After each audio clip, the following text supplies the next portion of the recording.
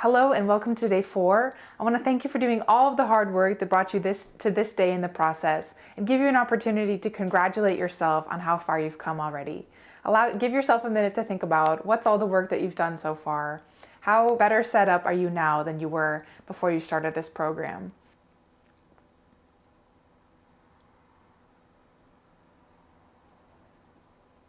So well done, amazing work, and keep it up. Wonderful job. This lesson is going to go best if you connect with it from a place of deep, driving passion. So take a moment before the lesson begins to connect from the bottom of your heart with why you started this program, what got you interested in it, what are the goals you're trying to reach, what changes and shifts are you wanting to see in your life. Connect with the lesson from this place in your heart, where you really have this deep desire to make a change now in your life. Not a few days or a few months or a few even years from now, but you want to see a shift in your life immediately. And allow yourself to be honest with this place in you that's expressing this desire. I do also want to take a pause and check in with the homework from the previous lessons.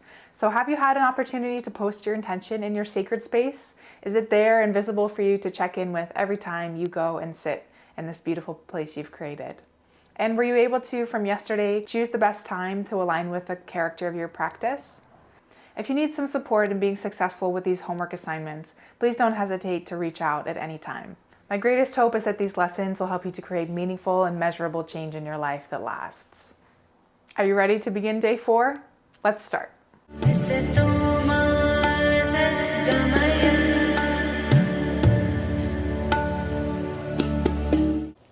Namaste and welcome to day 4, Establishing Habits Through Repetition. So today's lesson builds on the decisions that we made in day 2. So we've already done the hard work of deciding what our habit is and how we're going to support it for ourselves with this 3-tiered pyramid of strategy, story, and state. So we have a plan. We know how we're going to put our new practice into place and how we're going to support that new process in ourselves. And today's lesson is really all about nurturing this repetition of the habit. So repetition is simple enough. It kind of speaks for itself what it is and how it works. So the question is, how do we overcome the barriers that we many times put up for ourselves against repetition?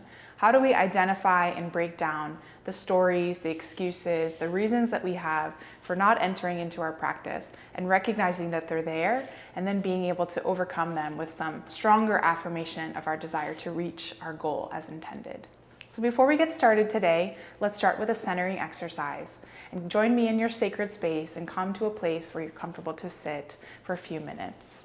Again, you can take the support of a wall behind you if that's helpful for you, or a cushion under your hips, something that allows you to be in an upright position with your spine straight, but in a supported way where you're not feeling discomfort in some part of the body that will distract you from the centering meditation. So when you're ready, we'll begin. Start by closing the eyes, bringing the hands palm face up, either one on each knee or together at the center of the lap. Releasing the tension from the face, from the shoulders, from the hips, legs, arms. Maybe shaking out an area of the body where you're holding some tension. And beginning to bring our awareness to the breath and how it's moving in the body. So if you're feeling some discomfort, gently let it go by allowing the breath to expand into that area. And then soften and relax with the exhale. Allowing your breath to follow its natural cadence. Giving the body and mind, emotions, and energetic aspects a chance to align.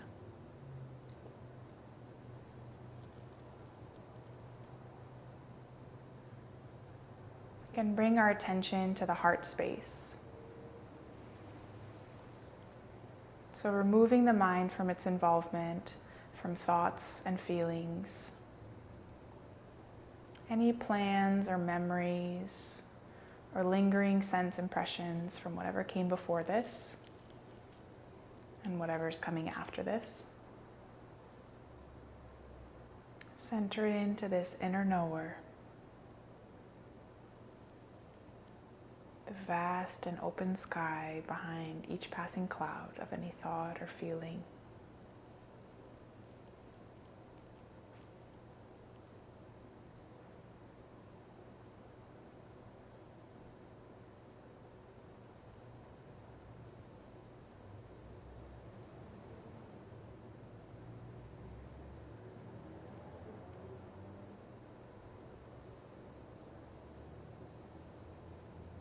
Allow yourself to melt in this state of just compassionate listening, not attaching or labeling or judging in any way the things that are coming up from within.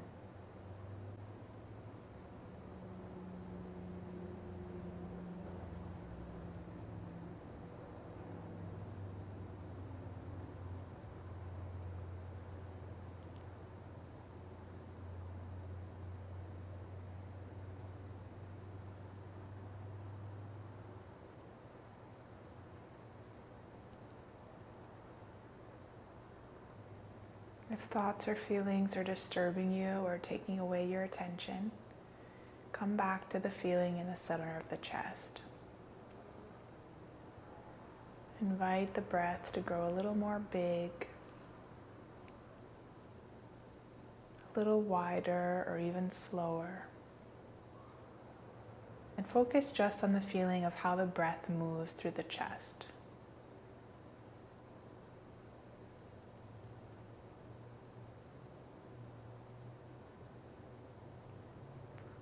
On the inhale, I know I am inhaling. On the exhale, I know I am exhaling. Watching the upward arc as you take in air into the body. And just observing how the breath moves as it exits the body.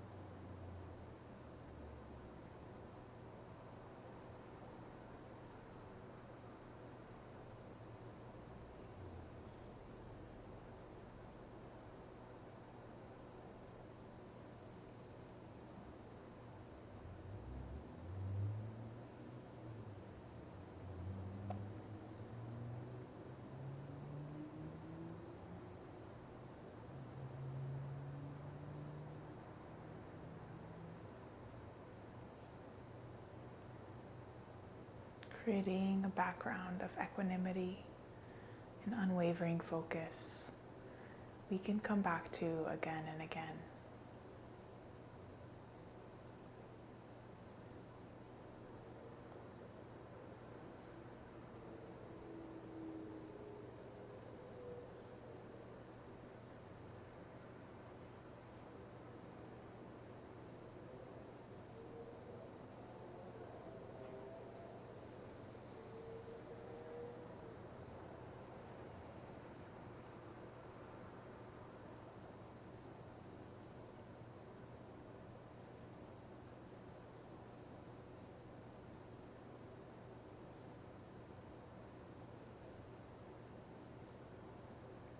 We'll seal our practice by bringing our hands to the heart center, bowing the head and taking a moment to thank our inner self.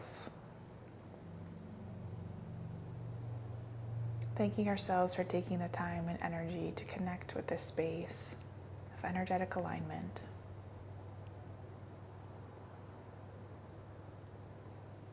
And then thanking one another for creating this opportunity to meet in this way, to nurture this practice.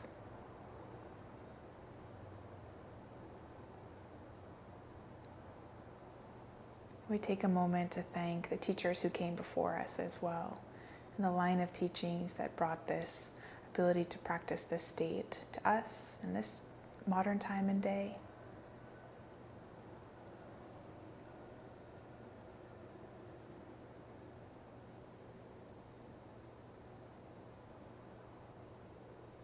And then when you're ready, you can release the hands and open the eyes. Thank you so much again for starting this lesson with this practice today. The more that we're able to come to this internal state, the more natural and alive of a practice it becomes for us. So today's lesson is all about establishing the habit through repetition. There's 3 main steps to this lesson. The first step is what we decided in day 2, a challenge that we're going to overcome and how we're going to do that, which habit we're choosing. The second step is to ask yourself why you're making this change and why it hasn't happened for you successfully yet. So really going beyond the question of setting your intention like we did in day 2 and trying to get to the heart of why you're making this change on the level of your individual self, but also on the level of how it affects your family and relationships, your close friendships, how it will affect your career, how it affects your spirituality, and really all levels of everything that happens in your life, how it's affected by this change and what's going to shift with it. And then in the third step, we'll discuss 3 methods we can use to connect with a way of supporting and establishing this habit through repetition. The good news is that we've already done a lot of the work of this lesson. So the first step, deciding what we're going to overcome and what's our method and habit that we're going to change, we've done in day 2. So if you haven't already gone through that work for that day, or you're not totally sure yet what your practice is, I encourage you to go back and rewatch that lesson and allow yourself the time that you need to answer the questions to guide yourself to the perfect decision for you. So now let's get into the step 2, why are you doing this and what's preventing you from doing it so far? So this is where we're going to pause the video. We're going to take a few minutes to answer this question for ourselves. Allow yourself to access this heart space where we entered the lesson and really answer this question from the depth of who you are. What's bringing you into this change? What's attracting you to the future circumstance that will become a reality for you when you institute this practice in your life, when it becomes a regular daily habit? What hopes or dreams you have to see some materialization of a change in your life? So like we mentioned, this can be on the level of your relationships, of your career, some individual change, some personal internal change and shift that you want to see, or maybe some growth and newness that you want to see in your spiritual life. So I encourage you to take a full sheet of paper to answer this question. Really allow yourself to flow freely with this positive visualization exercise and go beyond the intention that you set in day 2 and really get into more detail of how it will manifest and what forms it will take and how it will show itself in your life. Be creative, be bold, be daring, be courageous. Really connect with what's the ultimate goal, what's the best possible outcome from you engaging in this practice in your life. So take a few minutes to connect with this for yourself now. Have fun and enjoy.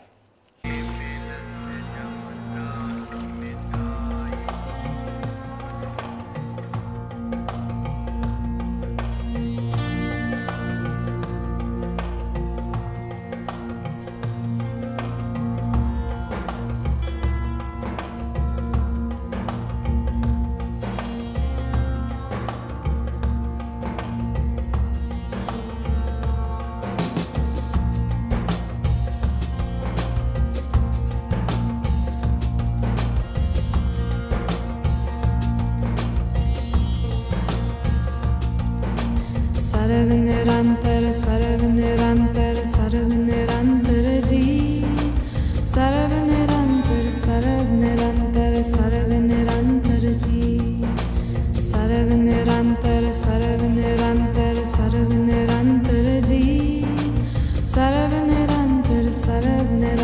सर्व निरंतर जी हरे एको पुरुष समाना हरे एको पुरुष समाना हरे को पुरुष समाना हरे को पुरुष समाना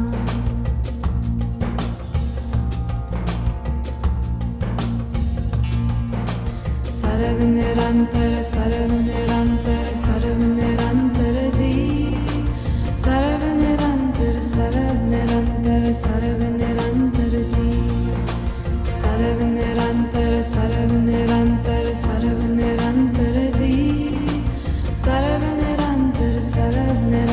सर्व निरंतर जी एक दाते एक बेखारी जी सब तेरे चोज विडाना एक दाते एक बेखारी जी सब तेरे चोज विडाना एक दाते एक बेखारी जी सब तेरे चोज विडाना एक दाते एक बेखारी जी सब तेरे चोज विडाना सब तेरे चोज विडाना सर्व निरंतर जी सर्व निरंतर जी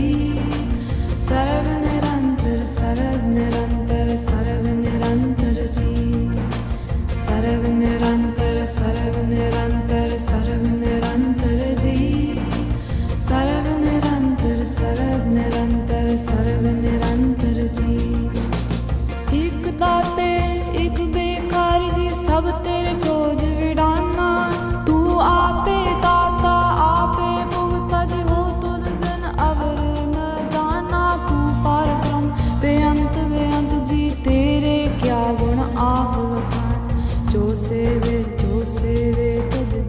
As always, if you need more time to answer the prompt, please do take it. That's the whole heart of why we're doing what we're doing, is to connect with these answers in an authentic way for ourselves. So the second aspect of this step is to get in touch with why we haven't already been successful with this shift. This is a tricky aspect of the question to answer because on many levels it can be a subconscious limitation or belief that we're putting on ourselves. But I want to challenge you to go into specifics once more and come up with a list of doubts, questions, excuses that have come up for you in the past that have prevented you from engaging in your practice. So try and connect with that time when you've been ready to get up and do your practice, whatever time of the day it is, whatever the practice is, and really put yourself in that place of encountering some resistance or encountering some opposition from the inside, and understanding what was the story you were telling yourself in that moment, or what was the thought, what was the feeling that was coming up for you. Were you resisting some pain that you're going to have to go through to be successful in completing your practice for that day? Or was there some pleasure you were enjoying from staying in the place that you were in at the time? What was going on inside you that made you decide, okay, for today I don't need to be doing this, or for today I don't need to engage fully in my intention or my practice? What was it specifically that came up for you? And allow yourself again to create as long a list as possible of what these thoughts specifically were. So for example, with my meditation practice early in the morning, maybe the alarm goes off that's waking me up and I think, I really need more rest today, or sleep is more important than meditation. So I would write this thought down on my chart and then allow myself to brainstorm and kind of go from that point of this thought and what other thoughts support it, or what other thoughts it leads to. Or maybe it's a totally different aspect that affects me. Like in the afternoon when I'm feeling low energy, many times I feel I can take rest or I can drink some tea instead of doing my meditation practice. So this is some alternative action that I'm trying to take instead of doing my practice. So writing this down as well. So all of the possible ways that come to mind of how you're avoiding your practice or what comes in between you and your practice. So really, again, allow yourself to be very honest with yourself and really come to the most realistic answers as possible. Give yourself time to complete this thoroughly, and I'll see you in a minute.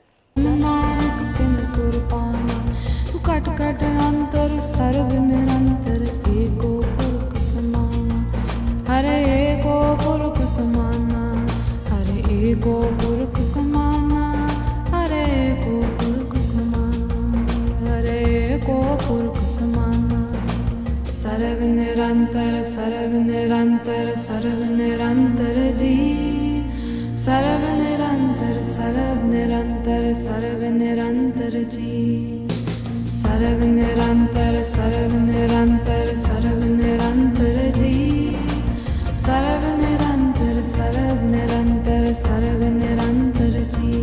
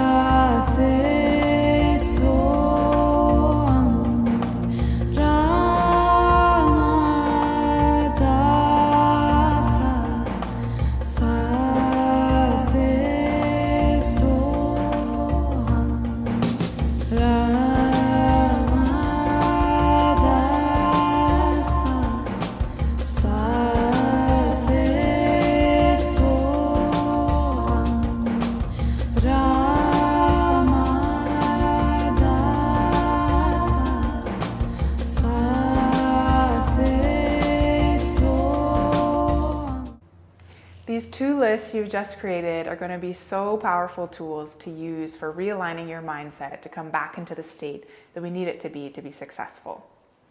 So the second step we just completed. Why are we doing what we're doing, and what has prevented us from doing it successfully in the past? The first method is what we've been practicing at the beginning of each of our lessons. So now we'll move on to the third step for establishing our habit through repetition. And this third step is made up of 3 methods that'll help us to interrupt stressful thoughts and redirect them into positive responses. So these 3 methods, one of them we've already been doing every day when we start. This first method is coming into a heart-centered awareness through meditation. This is a consistent practice that will cultivate our inner knower and allow us to become aware of first what's going on inside of us, so that we're able to identify these negative thoughts when they come up, and we're able to redirect them into this centered awareness and centered decision to come into our intention. This practice is something that can really only be learned and mastered through doing, and I encourage you to use the resources in this playlist to allow you to connect with this every day. The second method for interrupting stressful thoughts is to come up with a response to each of the negative thoughts and emotions that's going to prevent us from being successful in our practice. So this list that you've just created of either thoughts that have come in the past or potentially what may come in the future as an excuse or a reason why you can't do your exercise here and now. This is our time for the next few minutes to connect with an answer for each of these. This has to be an authentic answer that's really coming from the heart. It can't just be some mental or intellectual level of answer. It has to be some true feeling response that we can come back to again and again as an immediate reinforcement of the intention that we're trying to keep. So every time a negative thought or feeling comes up to prevent us from taking the next step in our goal, we have to be ready with a response, right? We have to practice this again and again. It has to be rehearsed. These next few minutes are a time for us to really come from a place of power within, aligning on all levels with this energetic imprint of success in our daily practice, right? So we're really allowing ourselves to come into this completely absorbing picture of being successful in our practice.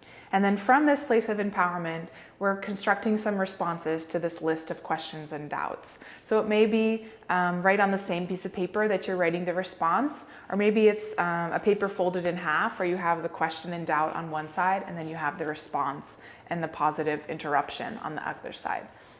So take a few minutes now to connect with the list of questions and doubts of why you may not be successful or what might prevent you from engaging in your practice, and come up with a genuine response that's really heartfelt and understandable, believable for you. List these responses right next to the questions and doubts.